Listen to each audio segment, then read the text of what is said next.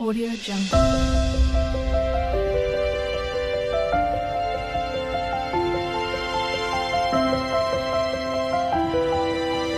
Audio Jungle. Egaa hordoftoota keenya har'a gaawwan dhufeef gartee ni beektanii anis gaafii museenaati. Maaliif hin dhufee obboleessa keenya gartee jaartii isaa asitti baallama isin biraa deeme maaliif haalli hundi namaaf hin tolu akka ati yaadisiin taate waan hundi. Maaliif haalli yeroodhaa hojii tee takka yoo dheeyite hojii tee maal taasii yookiin takka yeroo dabaltii waan yeroo sadi keessatti kanaaf baallama isaan kanaa wajjin jaartii maammeetiin gartee ni galchine jechuudha wajji qabaa baallama hojii haadharra saniifin xiqqollee turee isaanillee gartee nadillee uffatan dhiifaman seenjaa oomsiriiti maaltu oomni beektaa namni kuni kabiraa dhufee gartee biyyarraa xalabannee dhufee waa jaartii waliin hin gochu numaa walii galchaa jechuudha nama sirrii taane yoo nama gartee gara deemuun ta'in nama gartee yaadni akka nama yaadu ta'e miti. Kanaaf har'a dhufeetiin jira akkasumas gartee isaanis gartee namni kuni harma jiruun gartee muka gartee biyyee mana ijaaranii isaan kun illee hedduu takkaatti isin illee asumaan galatoomaadha kan isin sila abbaa haajaatu nama barbaade ture. Isiniin kadhachuu jirraa waliin. Kun maal beekta? Samaal naan kadhatan naan kadhatan naaree wal. Idaa naariin ati naariin. Daawwattoota keenya gara kana nuun kadhachuun ni jira. Kanaafuu aanuma ta'u. Kadhachuu tanallee wanneen akka kiyyatti akka mataa kiyyatti ajjabuuf jiru ilmaanee jecha. Laalama jaartii yoo namni tokko wanni takka hoggaa sirra geesse beekadhu wannummaan si dhuftuuf waan si dhuftuuf qabdi. Nuti ammaan tana michiyoo tana ifirra qabnee gaafa bultii isii tana keessaa baafne boodanuutu hammaata. Itteessa deebi'eetiin xiinxalee waa meeqa xiinxalee yaadeetiin duraan akkaan duraan si wajjin lole san rafee itti ka'ee laalee wanni tun sirrii miti iftuba deebi'ee isallee qabuun qabaa jeetiin itti yaadee dhufee isiinis amma akka yaadee isiin beeynu. Afaanii naa jettu malee bultii isii ni barbaada. Yaanne kiyya kama duraati malee yaanne kiyya kajijjiirra. Wanti achi geessinee si galchinaaf himaale. Bultii isii ni beeti ilmaan isii keessa deemuu ni beeti. Haa ta'u. Natti dhageessuma afaanitti waa siibsuu waan. Dhiiga lafatti hambisuutu kadhaatutu jira yeroo kanaa. Bar dhiiga lafatti hambisuutu silaata dhiigaa sana sossootaa. Sababa isii daanuu akkamii baaftaaf dhiiga iyyee akkamii baaftaaf isaa. Akkaniin itti baasuuf. Amma dhiinni as keessa bu'e waan naa dhufanii jira beekte dhiinni as keessa bu'e kan dhiiga maaliiti? Dhiigan bu'ee jira dhiinni Saahiba kee kanaatu maammeetu gurbaa kanatu mana isaaniitti.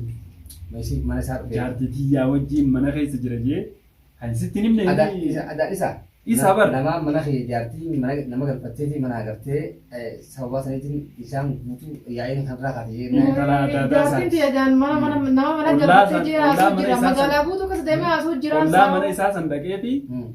An dubbiin isaa tunnaan taane dhaaba naasuminaan. Mana michiyoo adaadaa jaartiin gorajee goree. Magaalaa keessa deemee haasuu jira oolumaa. Inni quban qabu. Kun amma akkuma ollaa san dhaqeen. Isa galu jira malee aanaa miti. Isaa fi isii maal wayii ta'an? Ilmaan adaadaa ilmaan eessumaati. Allahumma salli. Hayyee fuuta biraa dhaqee waliin ajaa'iba rabbii. Akkuma inni mana isii dhaqeen kun alaatti dhufe jaarsisii. Achiin gaa isii isaa waliin achiin cafaqee dhiigomta irraa yaasee mucaa hospitaalatti wallaanu jirra amma isaa bira jiran. Hayyee. Hospitaala wallaannee achirraa baafnee dhufte jechuusi. Akkasitti nu bira dhufuu dandeessi. Isinis tumamtee jirti beekadhu isa qofaa miti. An tumamee osoo inni bahee aadiidhaa baraanaa tumamuu.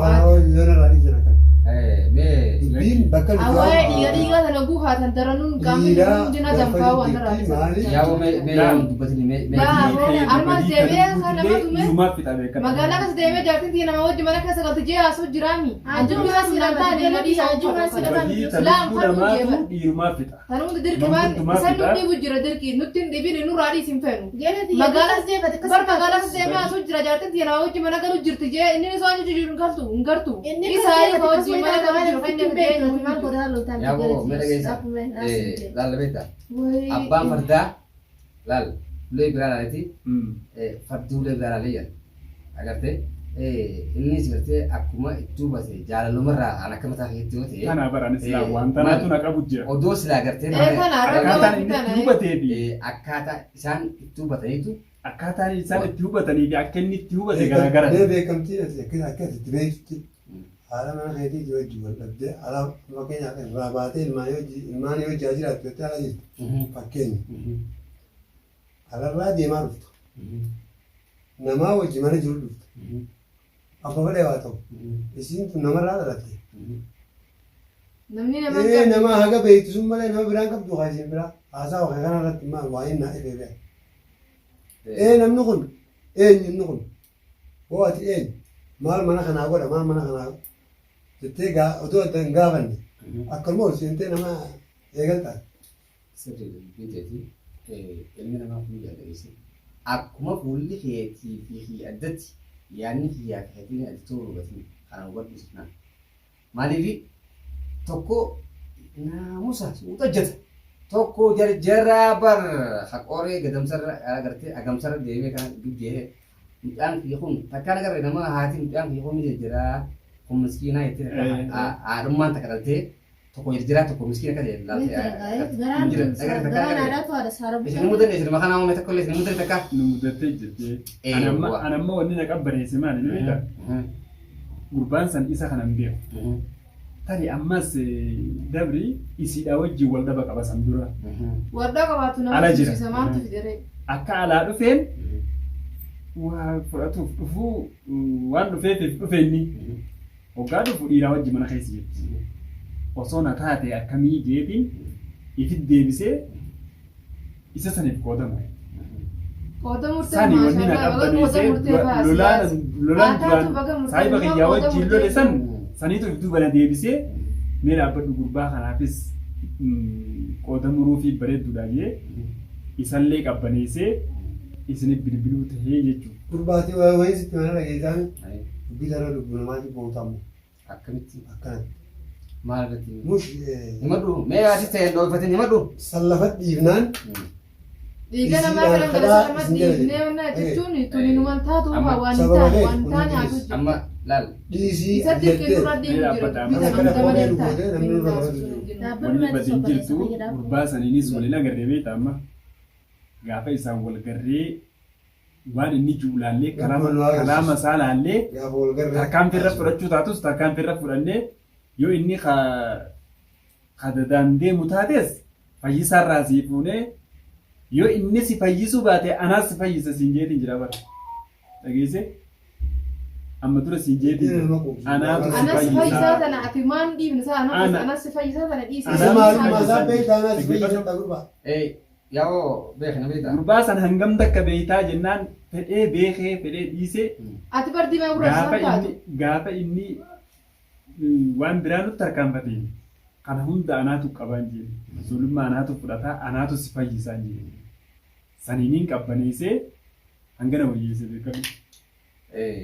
Galatoomii ati yaaboo dubbiin lama beektu takka dura finneeti takka beekna namootni yaada keessan na beektaa yaadni amma as wanta kaan naa efee jira makas keessatti naan beekna dhuguma barbaachisan dhoosin deemu malee atuu gartee isaa wajji gartee kamana isii bira gartee isin rahiimaa oduu rahiimatti gartee rahiimummaa mana san dhuftee rahiimuma san gartee inni bifa biratti hubatee wal dhabdanii ammaan tana danaabaati si galaa agartee dubbiin tun adaan dubbii kanaatii ammaan tana danaaboo jirti maaliif ilmi namaa kun beekee tokko gartee walumarra isin waa walis fidee jira inni akkatatti hubatee jira kana guutuu nama hinaafu beek itti malee yoo itti himaa ooltillee gartee irraa gadi buutu amma booda immoo ani harallee isaan dhagee hin muqii dirqama ta'a maaliif ammoo harka nu darbii mi'ati.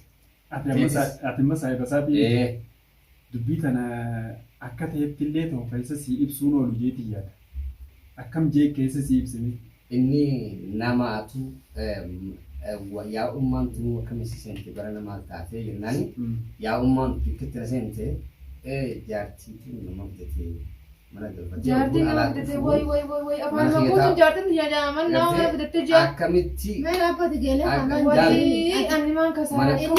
Way kasaara Wali jeelee dhaabbatee naafuu son waa jaartaan inni samaraa callaa shaararra inni deemee. kasii meen baroota kanaa itti waan tuni Namni biraa- Laa wanni liqimsan jirtu bara bakka liqimsan bira dabartee. jechuutti Mabsisaati mee kamaa goota mitiiga dura rabbiin kaayini wali sifi deega maraa taana Ree hubattee hubattee jira mana jiru bar isaa bisi qofa jiraati. Wallaan nu fadhamanii. Isillee tumeetiin isallee tumee jedhe. Akkasumas dubbiin boo. waan qabne yoo sirratti eebal.